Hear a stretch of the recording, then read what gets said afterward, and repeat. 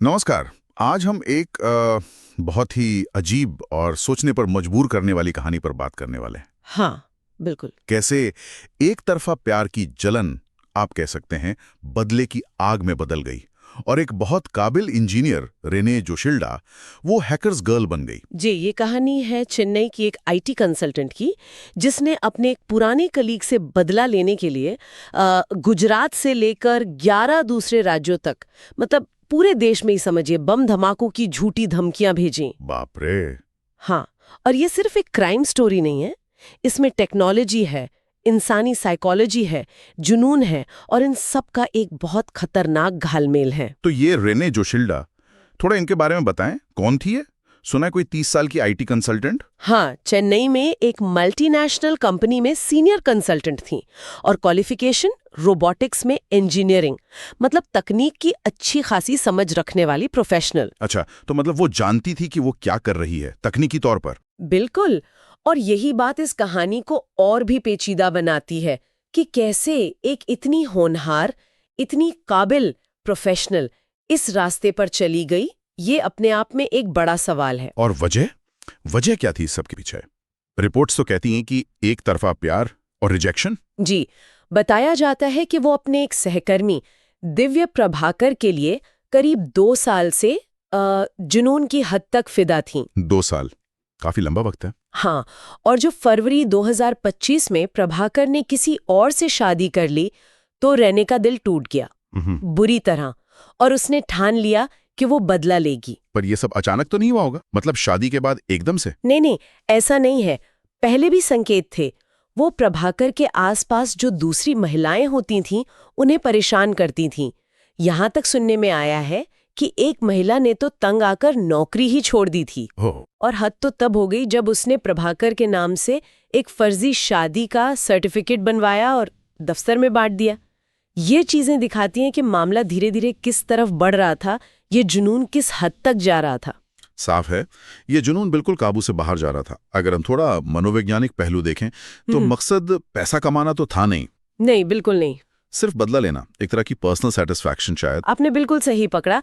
ये दिखाता है कि कैसे जबरदस्त इमोशनल उथल-पुथल और जुनून, ऑब्सेशन जिसे कहते हैं, किसी को इतने खतरनाक कदम उठाने पर मजबूर कर सकता है। यहाँ सिर्फ बदला नहीं है, शायद अपनी अहमियत साबित करने की, कंट्रोल करने की एक भटकी हुई कोशिश भी नजर आती है। और फिर उसने अपने इस बदले के लिए अपने टेक्निकल स्किल्स का इस्तेमाल किया, भयानक तरीके से। हाँ, अपनी पहचान छिपाने के लिए वीपीएन का इस्तेमाल किया। आप जानते हैं, वर्चुअल प्राइवेट नेटवर्क, जिससे इंटरनेट पर लोकेशन और पहचान छिप जाती है। और तो और डार्क वेब का भी इस्तेमाल किया। रिपोर्ट्स में तो पाकिस्तानी वीपीएन तक का जिक्र है। अच्छा, पाकिस्तानी वीपीएन भी? जी, और सिर्फ इतना ही नहीं, उसने कई फर्जी ईमेल आईडी बनाई। कुछ तो प्रभाकर के नाम पर ही बना दी, ताकि शक सीधा उसी पर जाए। फंसाने की पूरी तैयारी। बिल्कुल। और करीब 80 फर्जी फोन नंबर खरीदे। मतलब एक पूरा डिजिटल जाल बिछाया था उसने। और इन धमकियों का पैमाना वो कितना बड़ा था? जबरदस्त। कुल 21 बम धमकियां भेजी गईं, और ये सिर्फ एक शहर या राज्य तक सीमित नहीं थीं। 12 राज्यों में फैली हुई थीं ये धमकियां। 12 राज्य? हाँ, अहमदाबाद का Narendra Modi stadium, BJ medical college, school, कई अहम जगहों को निशाना बनाया गया। सोचिए जरा, कितना डल फैला होगा। और उसने टाइमिंग भी ऐसी चुनी कि ज्यादा से ज्यादा दहशत फैले। जैसे कोई धार्मिक जुलूस निकल रहा हो या कोई वीआईपी मूवमेंट हो, उस वक्त धमकी देना। इसका असर तो बहुत बुरा पड़ा होगा। बिल्कुल। एयर इंडिया की फ्लाइट्स में देरी हुई, देश भर में सिक्योरिटी अलर्ट जारी करने पड़े, आम लोगों में डर फैल गया, और पुलिस और सुरक्षा एजेंसियों के कितने संसाधन बेकार गए होंगे, वो अलग। पुलिस के लिए तो ये बहुत बड़ी चुनौती रही होगी। बेशक।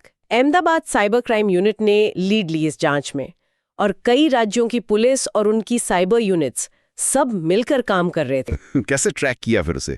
वीपीएन और डार्क वेब के बाद तो मुश्किल होता है। मुश्किल तो होता है, लेकिन नामुमकिन नहीं। डिजिटल फॉरेंसिक तकनीकों का इस्तेमाल हुआ। देखिए, आप कितने भी वीपीएन या डार्क वेब इस्तेमाल कर लें, कहीं ना कहीं कोई डिजिटल फुटप्रिंट रह ही जाता है। 100% गुमनाम रहना आज की दुनिया में लगभग नामुमकिन है। तो कोई गलती कर दी उसने? हाँ, सुनने में यही आया है कि एक छोटी सी, बहुत मामूली सी डिजिटल चूक हुई उससे। पुलिस उसकी ऑनलाइन एक्टिविटीज पर नजर रखे हुए थी, और बस उसी चूक से वो पकड़ में आ गई। चेन्नई से उसे गिरफ्तार किया गया। और सबूत? उसके पास से डिवाइसेस मिले जिनमें डिजिटल सबूत थे, कुछ कागजात भी बरामद हुए, और क्योंकि उसने कई धमकियों में प्रभाकर का नाम इस्तेमाल किया था ना, हाँ। उससे पुलिस को कड़ियां जोड़ने में काफी मदद मिली। केस एकदम साफ हो गया। अब अगर कानूनी नतीजों की बात करें, हाँ, तो ये झूठे बम धमकियां ये कोई छोटा मोटा मजाक नहीं है। नहीं, बिल्कुल नहीं। इसे बहुत गंभीरता से लिया जाता है, आतंकवाद जैसी घटनाओं के बराबर की गंभीरता से। अच्छा। हाँ, उस पर आईपीसी की धारा 506 लगी है, यानी धमकी देना। 507 भी, जो गुमनाम तरीके से धमकी देने के लिए है, और साथ में आईटी एक्ट की धारा 66 कंप्यूटर से जुड़े अपराधों के लिए, और 66C जो पहचान की चोरी के लिए है। तो सजा क्या हो सकती है इसमें? देखिए, इसमें जेल और जुर्माना दोनों हो सकते हैं। और एक और बात, उसे नो फ्लाई लिस्ट में भी डाला जा सकता है, मतलब हवाई सफर पर पाबंदी। तो इस पूरी कहानी से क्या सबक मिलते हैं, क्या टेक अवे से? सबसे पहली बात तो ये कि हमारी भावनाएं अगर काबू में न रहें, खासकर बदले जैसी नकारात्मक भावना, तो वो इंसान को बहुत खतरनाक जुर्मों की तरफ ढकेल सकती हैं। और दूसरा, तकनीकी ज्ञान। ये एक दो-धारी तलवार है। इसका गलत इस्तेमाल खुद इस्तेमाल करने वाले पर ही बहुत भारी पड़ सकता है। बिल्कुल। और ये केस ये भी दिखाता है कि कानून लागू करने वाली एजेंसियां अब काफी सक्षम हैं। डिजिटल दुनिया के अपराधियों को पकड़ना अब पहले से कहीं ज्यादा मुमकिन है। वो सोचते हैं कि वो छिपे रह सकते हैं, पर ऐसा होता नहीं अक्सर। हाँ, ये बात भी है। तो ये मामला सिर्फ साइबर सुरक्षा का नहीं है, बल्कि हमारी इमोशनल हेल्थ का भी है ना? सही कहा। अपनी नकारात्मक भावनाओं को सही ढंग से मैनेज करना, और अगर जरूरत महसूस हो तो मदद मांगने में हिचकिचाना नहीं, ये बहुत जरूरी है। तो आखिर में हम श्रोताओं के लिए एक सवाल छोड़ जाते हैं। ये मामला सिर्फ एक अपराध की कहानी तो है नहीं। आज की इस कनेक्टेड दुनिया में, जहां तकनीक है, तीव्र भावनाएं हैं और बड़े पैमाने पर उथल-पुथल मचाने की क्षमता भी है, इन सब का ये जो कॉम्बिनेशन है, ये हमें क्या सोचने पर मजबूर करता है। हाँ, ये सोचने वाली बात है। तकनीक, इंसान की फितरत और उसके नतीजे, इस पर गौर करना जरूरी है।